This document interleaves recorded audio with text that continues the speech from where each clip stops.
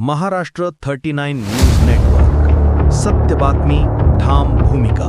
मतदारसंघामध्ये काय घ्यायचं फक्त तुम्हीच करणार का? मी तिथे कार्य ठोकणार का? मला सांगा. रूपरेषा माहिती पाहिजे की नाही त्या आमदारला? आज येलं पोटे वाटप करताना माझ्या आयुष्यात 1.5 वर्षात मी पहिली वेळा बसतोय मंत्री महोदय. मग असं का? नाही तर कायदे नियम आता त्या नियम मध्ये नाही बसत असेल तर मी 5 वर्ष माझे होऊन जाईल, मी कधी तुमच्या ऑफिस मध्ये येणार नाही. आणि माझे अधिकार असेल तर मी कलेक्टर असेल, एसपी असेल का आयुक्त असेल, माझ्या कार्यक्षेत्रामध्ये जर माझे अधिकार असेल तर मला विचारायचं हवं कोणता कार्य तुम्ही घेऊ शकत नाही. हे माझा अनुभव मी सांगतो तुम्हाला. मग मला माहिती पडू देत नाही माझ्या मतदारसंघामध्ये. मग हे कारका तुम्ही माझी इज्जत घेता का? एक लोकप्रतिनिधीचा अपमान करता ना. कोणत्या काही मध्ये आमदारांना नाही बोलवायचं ते सांगा.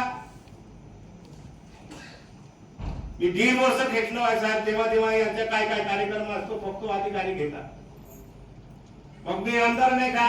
मला अधिकार नाही का? नाही तर त्या पद्धतीचे मला परिपत्र देऊन टाका का इथे तुम्हाला बोलवू शकत नाही. पण एवढं मला माहिती आहे जिथे शासकीय कार्यक्रम आहे तिथे लोकप्रतिनिधी पाहिजे. हे कोणाचा अधिकार नाही.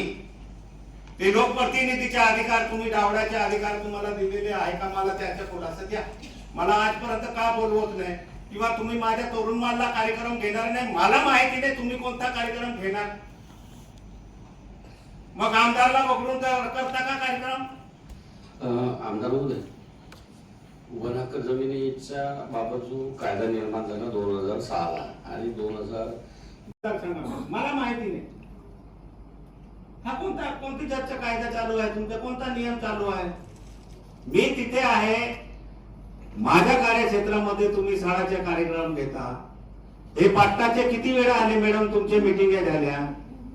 मला कधीतरी एखाद वेळा तुम्ही आता टोकणा पिपरीला कार्यक्रम करून आले ना मॅडम? टोकणा पिपरीला तुम्ही कार्यक्रम गेले होते ना मग माझी स्पष्ट मागणी आहे किंवा माझ्या मतदारसंघामध्ये कोणताही कार्यक्रम घेताना तुम्ही लोकप्रतिनिधी त्याच्यात आहे किंवा नाही ते खात्री करा तेव्हा घ्यायचे मॅडम. माझी हात जोडून विनंती आहे तुम्हाला. जेव्हा तुम्ही कार्यक्रम घेता आणि निघून येता तेव्हा